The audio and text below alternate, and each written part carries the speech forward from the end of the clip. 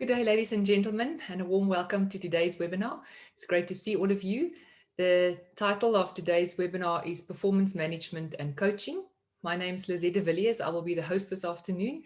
I will shortly hand to Peter de Villiers. Those of you that don't know Peter de Villiers, he will be the presenter today. He's the author and functional developer of the ShadowMatch system, and he still currently holds the role as Head of Research and Development at ShadowMatch. Ladies and gentlemen, as most of you are aware, we've recently is almost 5-6 months ago, launched the new coaching platform, ShadowMatch Coaching Platform.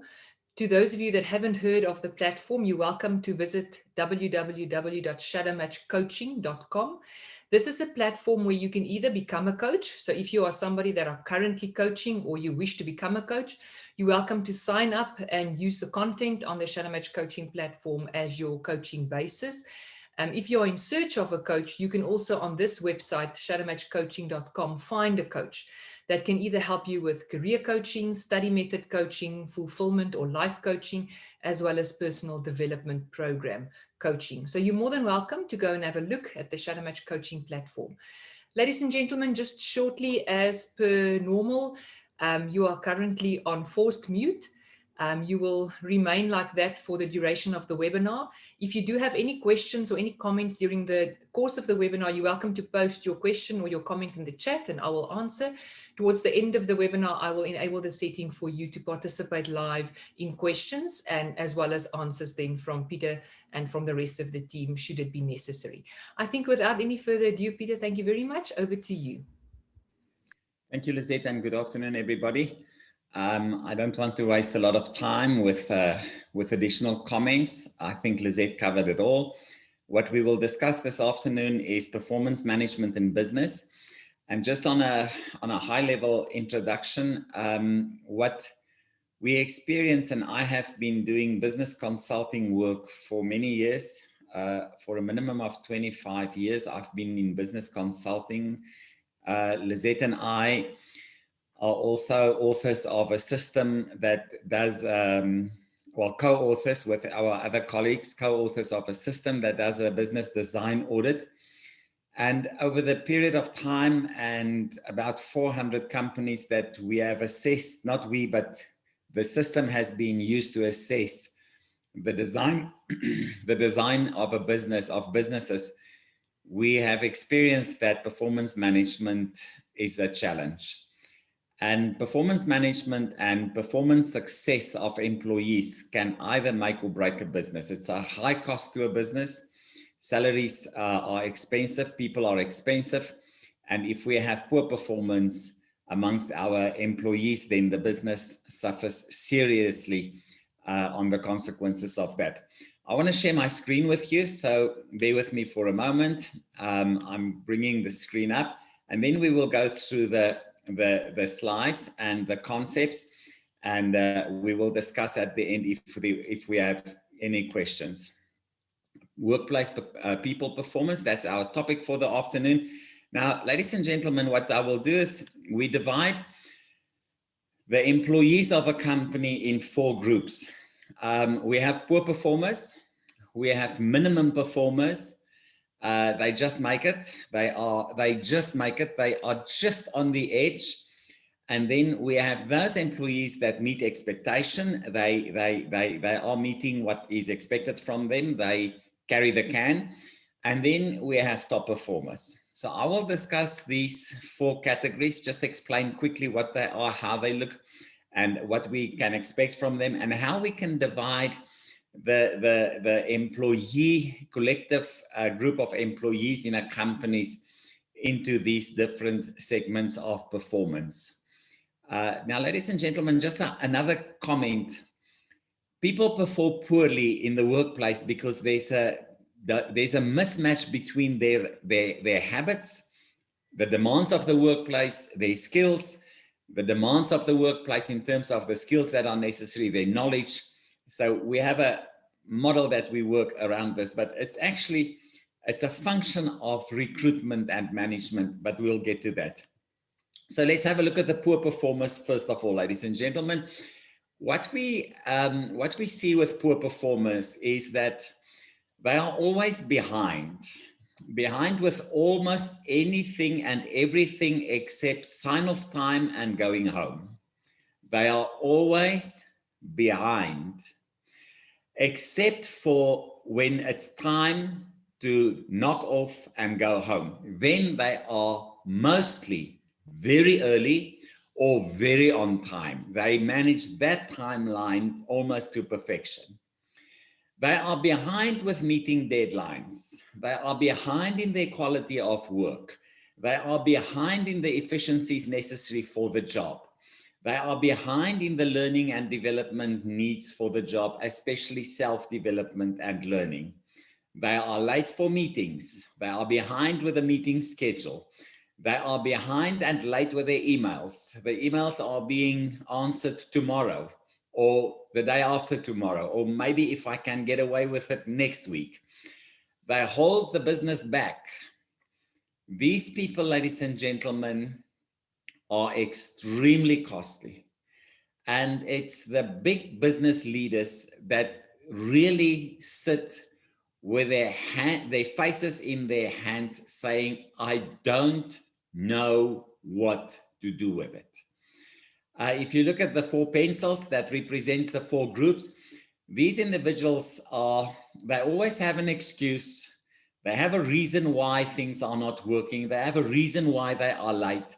And those reasons that they present has an underlying message of blaming something, somebody, either the virus or the traffic or the vaccines that they don't have a vaccine, or their computers crashed, or Zoom didn't want to link them to they always have an excuse, and within the underlying message of their excuse is always to blame something, somebody, or a situation, or whatever it might be. So they have this trend of blaming. They blame their history, they blame the company, they blame whatever they can blame, they blame. And we learn this globally from governments, ladies and gentlemen. When governments start to poor perform, they always blame some history or somebody or something, but there's always a reason. And this way of thinking filters down to the individual in the company that could be tagged as a poor performer or an underperformer. But luckily, ladies and gentlemen, that's not all we have in business. We also have in business the group of minimum performers. This is actually a very clever group of employees. They just make it. They just make it. They are just not late enough to be qualified as late. They sometimes they make it, mostly they don't, but they stretch it just beyond what is expected from them. They are 5 minutes late, not 20 minutes late. They are 1 day late with a presentation, not a week late. So that they are there, but they just don't make it. They have reasons. Remember the previous group, blame. They have excuses and they blame. These people have reasons when they don't make it. And these reasons are on the sound of the reasons, they are mostly quite reliable and valid. The reasons could be, you could stage the reasons are, yeah, I hear you. Yeah, okay, let's carry on. They only do what you inspect. They don't do what you expect. They do what you inspect. And if you don't inspect, they don't do it. So they must be monitored, there must be control systems, and they must be watched. They do what they are told. If they are not told to do anything, they don't do anything. They do what they are told. You have to give them a work schedule. And that work schedule is, this is what you do, this is what is expected by this time, by then. They work to stay out of trouble. These people are very clever, ladies and gentlemen. They meet the requirements to stay out of trouble. You can't act against them easily. They are just not, there is just not enough reason to act against them. They hold the business back. This is important. They hold the business back. They always do the bare minimum.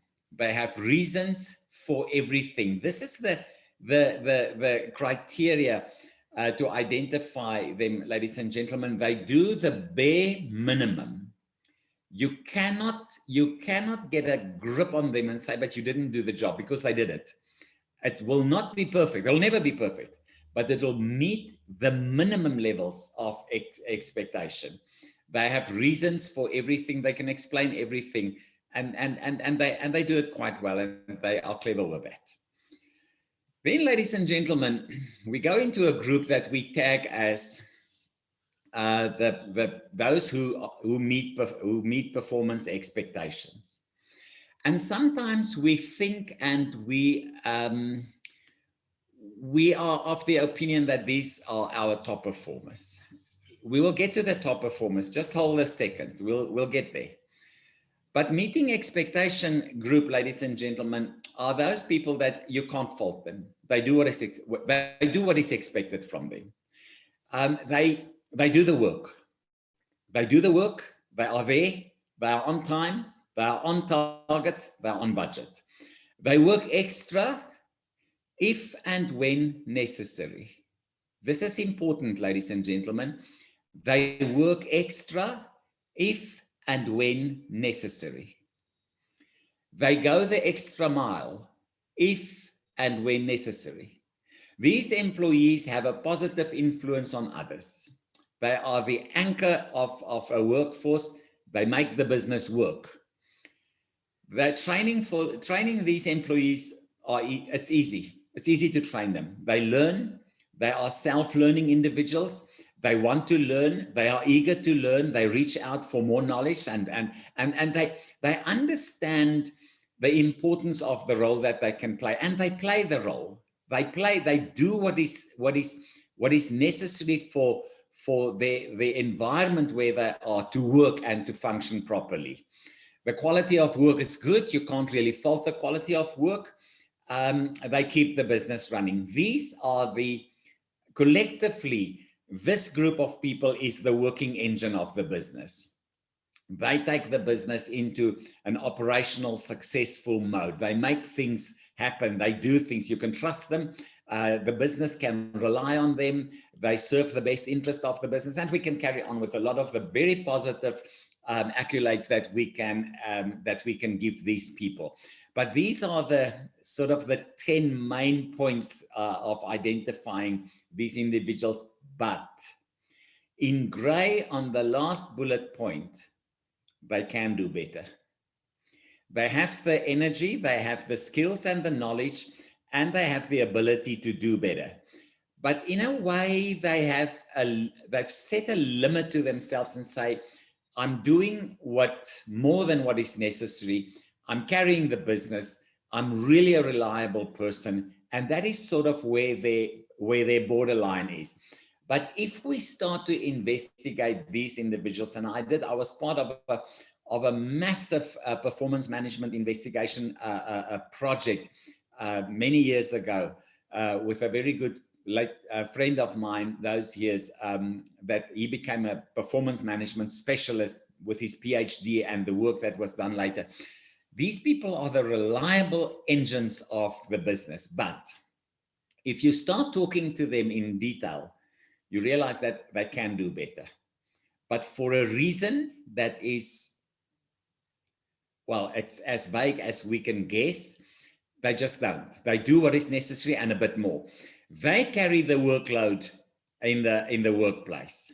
But then, ladies and gentlemen, now the picture changes radically. Now we come to top performers. Suddenly, ladies and gentlemen, we have a completely different scenario. Now the game has completely changed. And now we look at somebody that is in a different league.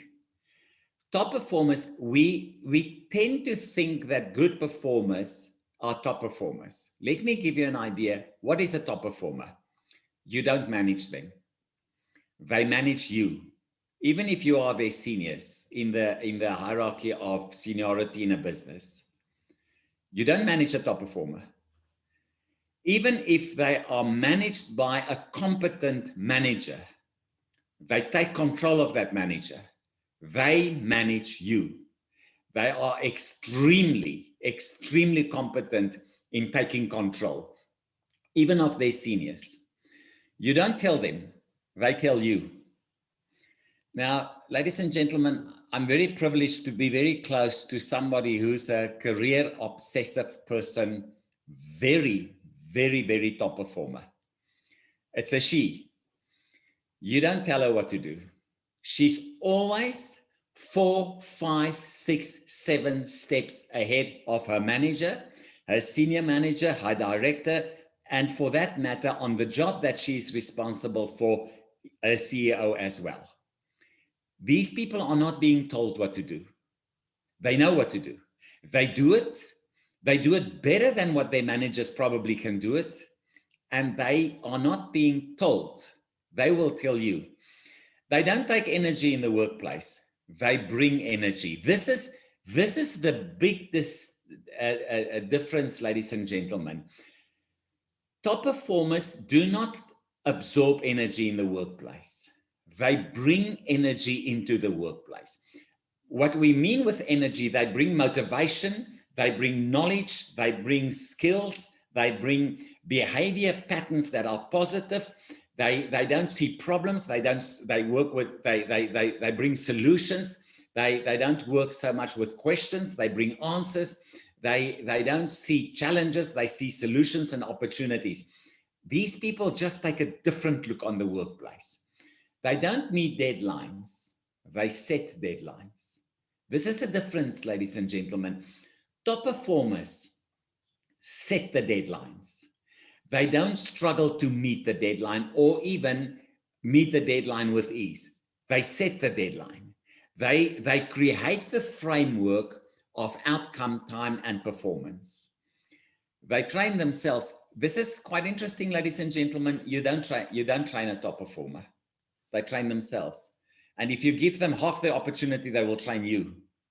Even if they are a bit assertive, even on your job, they will train you on what you are supposed to do. And they will train people in the division next door, and they will show them how to do it. I always tell a story about a very good friend of Lizette and I. He sat in a coffee shop, and he's a bit of a coffee obsessive person, and the coffee that the barista made wasn't up to scratch. And he went to the barista and he said, "Let me train you.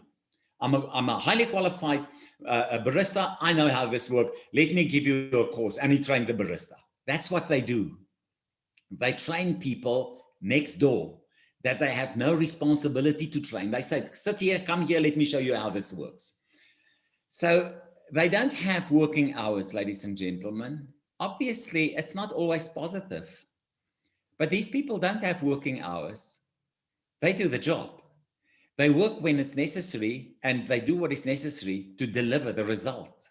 These are highly, highly driven people. They are always a few steps ahead. I said it 3, 4 bullet points up, ladies and gentlemen. You don't ask these people, "Where are you with this?" They tell you where they are. You don't ask these people, when will you be done with this? They tell you when they will be done, and they will be done by then. They manage up. This is quite important, ladies and gentlemen. They manage their managers. They set the timelines, content, outcome, and work pace for their managers. And they would say to their managers, "I'm waiting for you. If you can't do it, give it to me, I'll do it." For weak managers, ladies and gentlemen, these people are very demanding, and it's a threat for them. And sometimes weak managers play them down and keep them out of the eye of senior management because they're a threat. This is a problem, ladies and gentlemen, because it makes it impossible for senior executives to see these highly competent individuals, because managers keep them down. And this is for most of them, they resign. They say, "I can't work with this person. I've had enough." They resign because they are not being given the freedom and the space to function optimally in the interest of the business. The business holds them down. The business doesn't want them, or their managers, not the business, but their immediate managers. They don't want them to be seen because they feel then that their ego position and their position of importance might be threatened. They are critical for the business, ladies and gentlemen. You can't build a business. You cannot build an industry for a future business without these people. These people are the anchor holding points of any business. And they might be as few as 4 or 5 or 6 people in a staff complement of 100. So we're talking about very low numbers in the majority of big companies. But we can't go without them because they build the business. Businesses are not built by individuals, ladies and gentlemen. Businesses are not successful because of an individual. It's not true. That's just purely not true. Businesses are successful and they are being built by a collective of high performers and top performers. So these people are slightly in a different league, if we want to put it softly. Now, ladies and gentlemen, what we do is, if we have a look at the way in which we manage these people, this is the traditional way of managing them. These poor performers, ladies and gentlemen, we put them on hard performance management practices, get them out. We performance manage in corporate and in big businesses, and sometimes even in smaller SMEs, they performance manage these people so tight that their breathing space becomes impossible for them, and then they just resign and they move out. So this is the traditional way of managing them and getting through the challenges of the poor performers. But there's a problem, ladies and gentlemen. It is not so easy. I will give you the numbers a little bit later. It is not so easy to performance manage these people. Managers will say, they take up all my energy. They absorb all my management energy. And getting them out, just for getting them out, ladies and gentlemen, is a process. It's not that easy. It becomes a very, very challenging process. Then the second group, ladies and gentlemen, they make minimum. They are on the borderline of minimum. We put them on firm performance management. Just look at my word selection here. This is hard performance management. This is firm performance management. We train them. We keep on training them, teaching them. We watch them very closely, and we don't give them space to move around. So we just make the borders very tight on them, so that we force them by inspecting what they do on a regular basis to get their standards of productivity, production, and success up. Then, ladies and gentlemen, if we ask managers, this is hard work. It is hard work to continuously check these people. This is tough. Managers say it's tough, it's hard, it takes energy, it frustrates me, it makes the relationships at work very challenging. What do we do with this group, ladies and gentlemen? I've changed the word again. It was hard, it was firm on the second group, now it's soft. We soft performance manage these people. We have a positive approach. Thank you for making this. Thank you for bringing this to the table. Thank you for delivering this. Thank you for being on time. So we have a soft, positive, and a progressive performance management approach with these individuals. Why? Because they are extremely valuable to the business.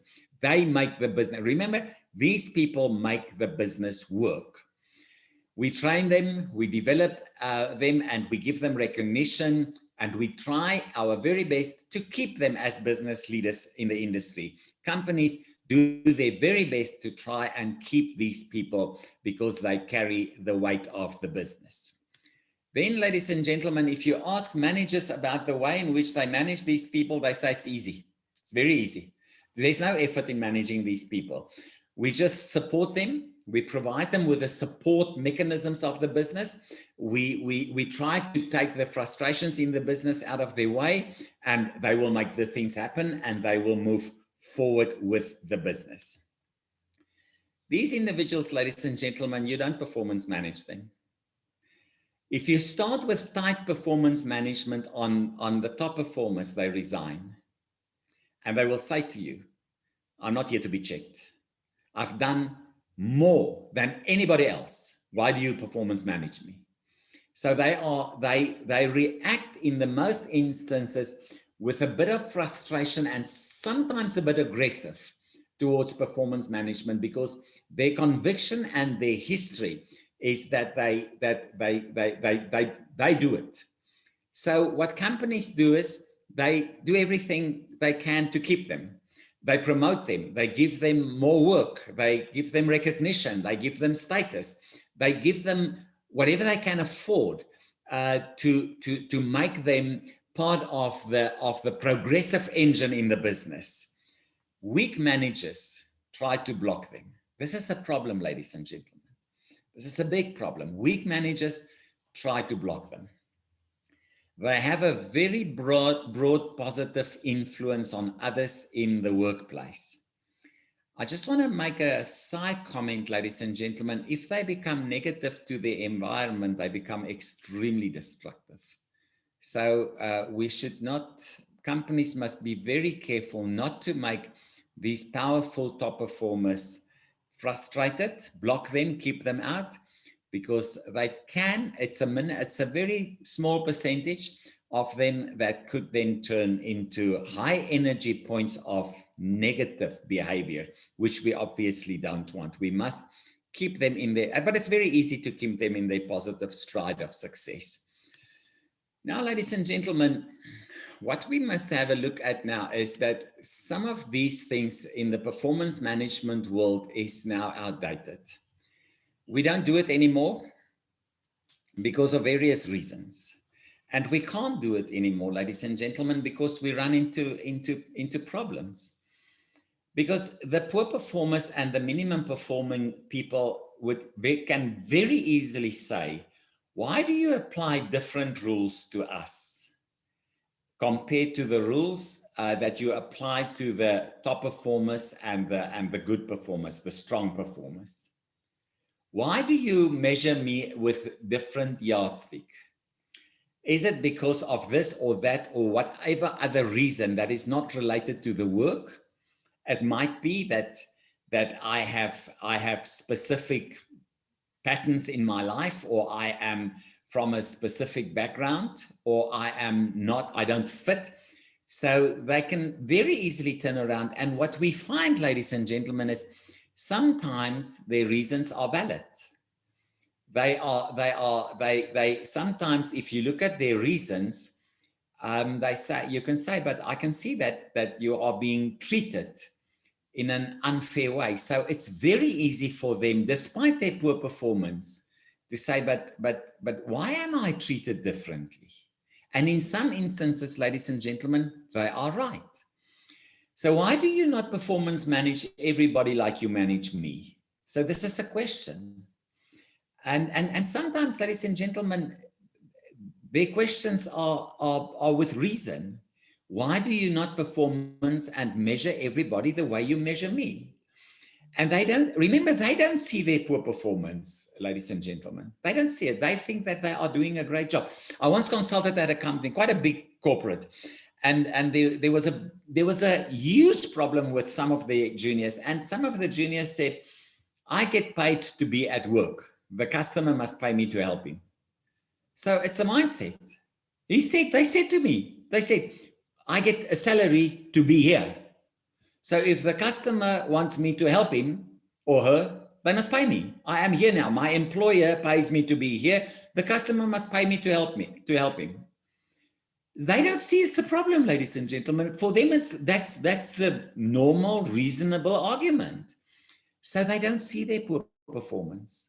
And now we performance manage them. And now they think of other reasons why this could be. My manager has got something against me, or there's a grudge, or somebody is against me, or my manager doesn't like me, or whatever it might be. Management is on my case. This is something that they can easily say. Management is on my case. I've done. It's because I've said something in a meeting somewhere and they didn't like it, or I'm too honest, or whatever it might be. But management is on my case.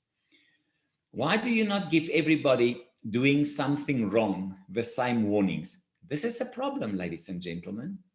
Because if they say, but this person, this individual here on the third pencil there, that individual has also been late without a warning.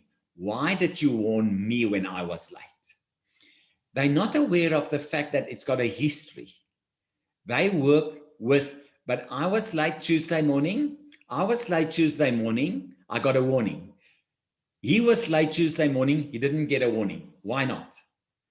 So the thing becomes very, very tough to manage.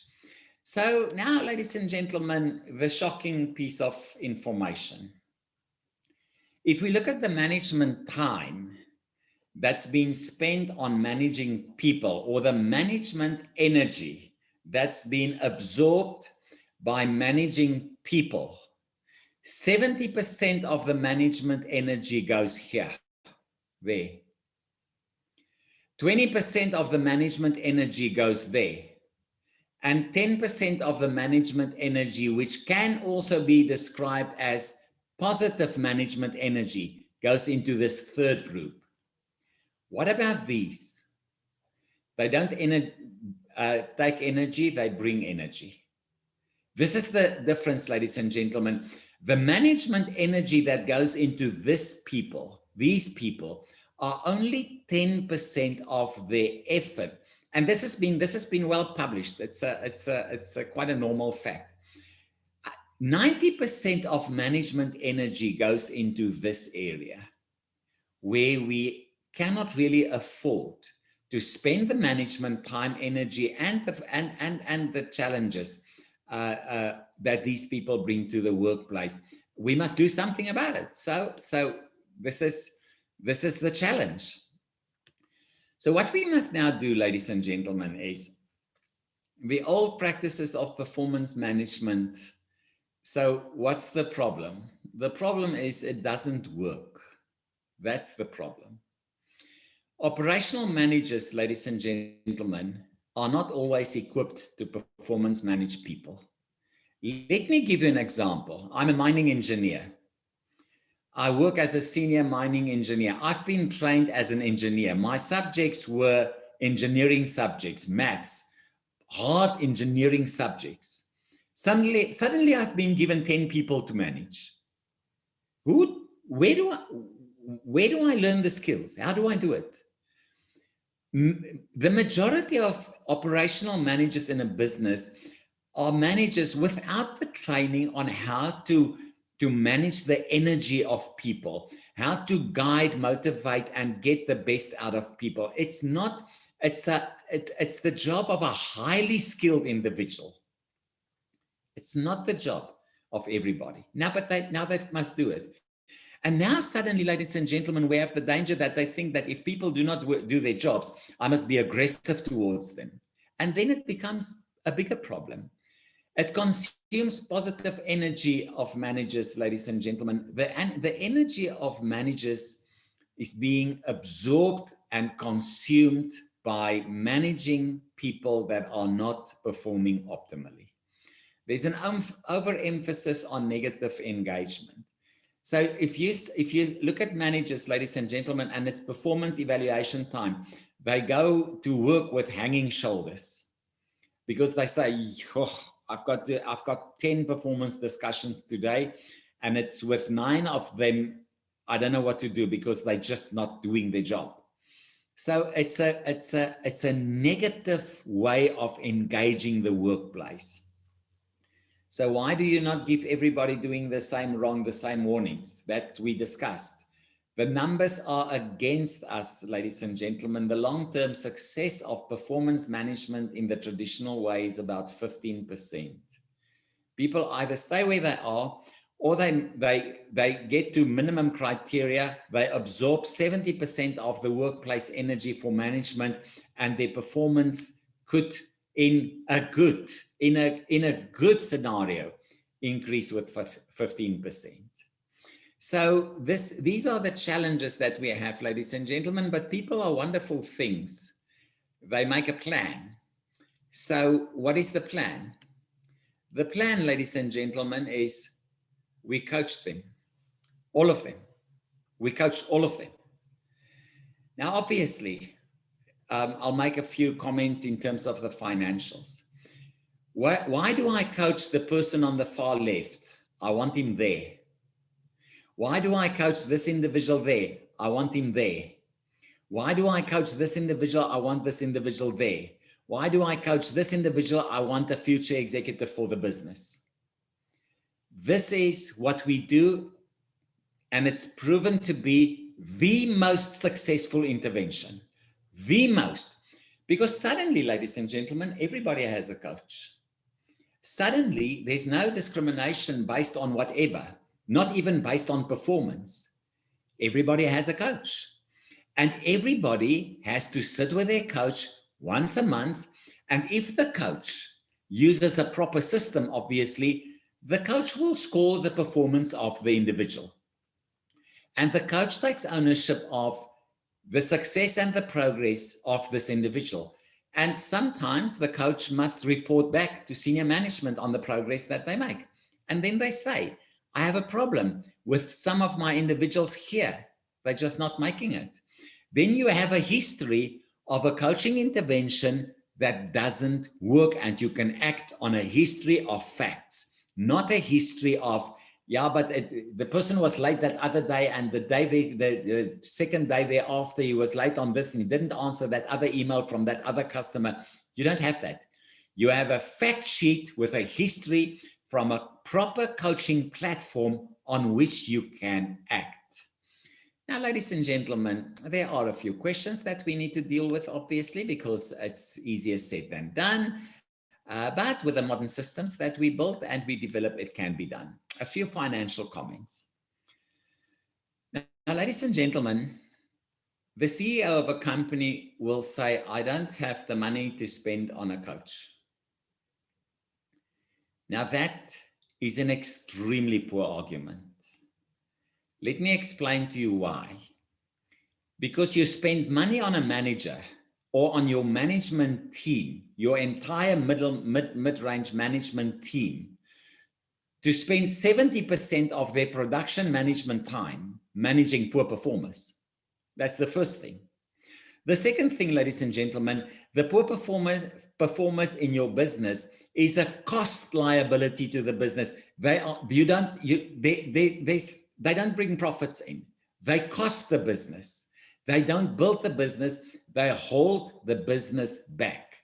Make the calculation and you will see that it costs you about 10 times the cost of a coach that you spend on the fact that you carry a bag of poor performers and minimum performers.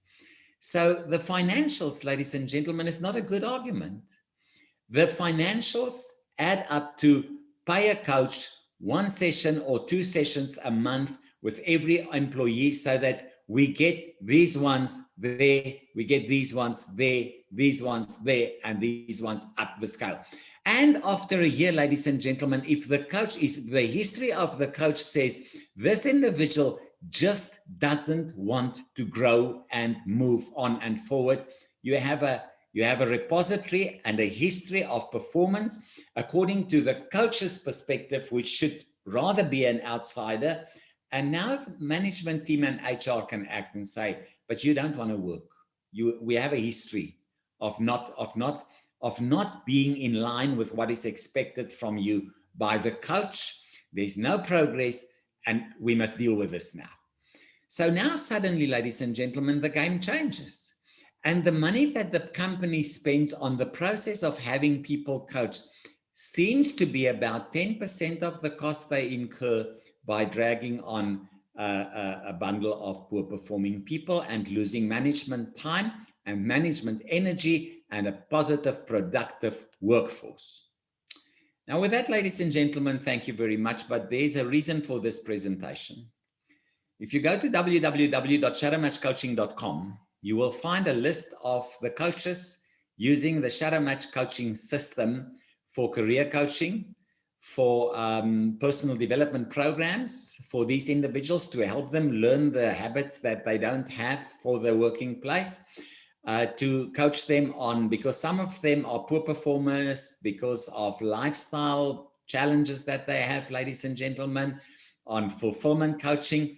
So if you go to shadowmatchcoaching.com, you will find a list of our accredited coaches using probably the most sophisticated coaching platform that exists, with system-based programs to build the career and the success of a workforce. Now, with that, ladies and gentlemen, thank you very much for joining our presentation. I hope you have learned something. I hope that this presentation has also given you an insight in the challenges of people management in the workplace, with a little bit of sympathy for HR and the managers. But I hope that you have also seen the opportunity to use a different approach towards a different outcome. With that, I'm going to stop my screen and back to Lizette for questions. Thank you very much, Peter. A very insightful presentation. There were comments throughout via WhatsApp as well as in the chat that people found it a fascinating topic, very insightful and a new approach to performance management. There were no questions in the chat. The only question was with regards to business coaches, and the answer you gave, as well as I gave the answer, that you can go to shadowmatchcoaching.com. If you click on the little face or the little photograph of a coach, you can also read the bio of a coach. A lot of those coaches on the platform do specifically work in businesses, and they do executive coaching.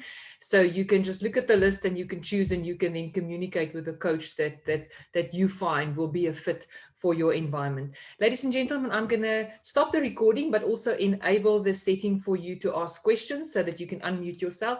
Thank you very much for attending. Don't run away. We'll open for questions shortly.